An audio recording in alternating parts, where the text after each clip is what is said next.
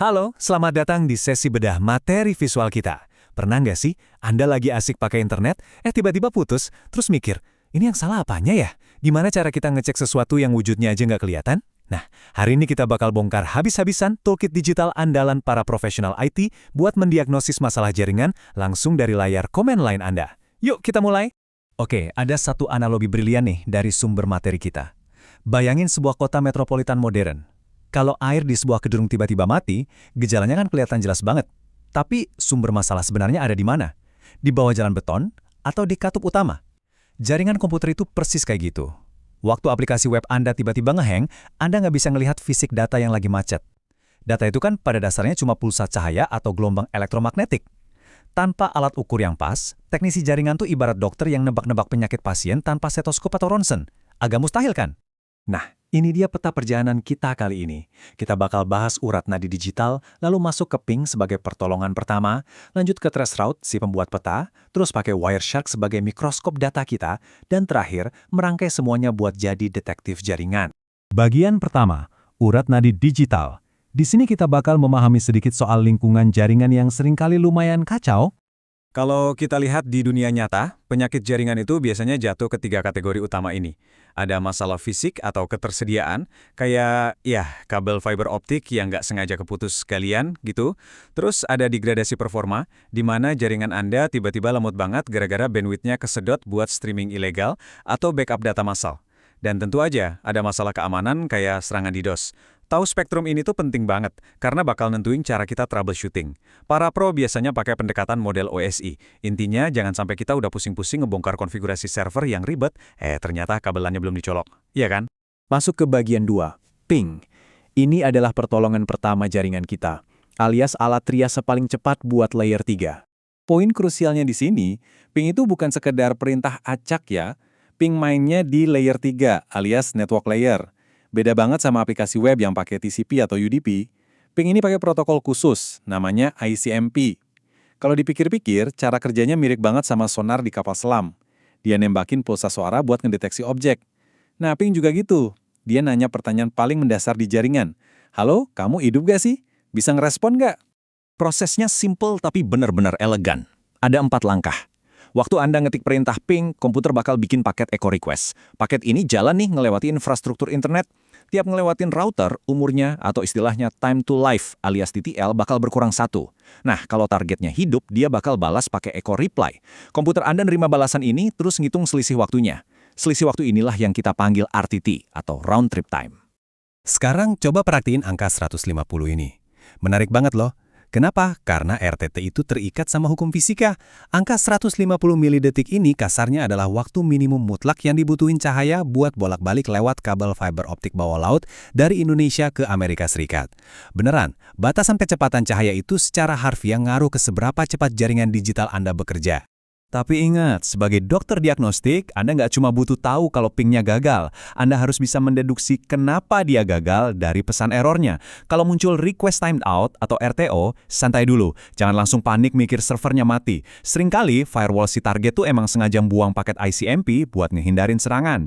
Terus, kalau errornya destination unreachable, nah itu berarti paketnya aja nggak tahu jalan keluar dari jaringan lokal Anda sendiri. Jadi, kemampuan ngebaca pesan error ini absolutely crucial. Lanjut ke bagian 3, traceroute. Sang pembuat peta digital kita buat nemuin titik sumbatan secara akurat. Kalau ping itu P3K, traceroute ini ibarat GPS-nya. Dan cara kerjanya beneran kayak trik detektif. Traceroute ini dengan sengaja memanipulasi TTL atau umur paket tadi.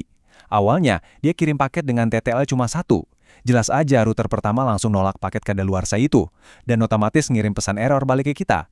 Boom! Identitas router pertama ketahuan. Terus dia kirim lagi dengan TTL2 buat mancing router kedua. Dan begitu terus ditambah satu-satu sampai akhirnya nyentuh server tujuan. Trik cerdik ini benar-benar maksa router-router yang tadinya nggak kelihatan jadi lapor diri. Tapi yang mungkin belum banyak orang tahu, mekanismenya ternyata beda tergantung sistem operasi yang Anda pakai loh. Di Windows, alat ini tetap pakai paket ICMP biasa dari awal sampai akhir. Tapi kalau Anda pakai Linux atau Mac OS, traceroute itu pakainya paket UDP dan sengaja ditembak ke port acak yang lagi ditutup. Pas nyampe, server tujuan bakal marah dan balas pakai error port unreachable. Nah, respon penolakan itu yang jadi sinyal buat Linux kalau paketnya udah sampai ujung. Perbedaan mekanis ini penting banget loh dipahami, apalagi kalau Anda lagi troubleshooting lintas platform. Oh, dan mari kita lurusin satu hal yang sering banget bikin panik massal. Pas jalanin traceroute dan Anda lihat deretan tanda bintang yang menyeramkan itu, relax. Jangan langsung mikir internetnya putus total. Banyak banget router di luar sana yang sibuk, jadi mereka sengaja nyuekin paket ICMP buat hemat tenaga CPU. Praktek ini namanya ICMP rate limiting. Tapi, kalau tanda bintangnya jalan terus tanpa henti sampai akhir baris, nah, disitulah Anda benar-benar nemuin jalur buntu di jaringan Anda. Oke, sebelum kita bongkar alat terakhir, saya ada satu pertanyaan cepat nih buat mancing pikiran Anda. Ingat soal batas kecepatan cahaya tadi kan? Menurut Anda, secara matematis mungkin nggak sih kita dapat ping super ngebut cuma 5 milidetik ke server yang lokasinya ada di belahan bumi lain? Jawabannya jelas, nggak mungkin. Kecuali hukum fisika udah berubah ya. Terus, kalau Anda ngelihat ping 5 ms yang super cepat itu, artinya apa dong? Artinya, Anda baru aja mendeduksi keberadaan Content Delivery Network atau CDN. Jadi, data fisik itu udah disimpan atau di-cache duluan di fasilitas lokal yang jaraknya dekat banget sama Anda. Bukannya jalan puluhan ribu kilometer melintasi samudra, data itu cuma dipanggil dari server sebelah. Super efisien kan?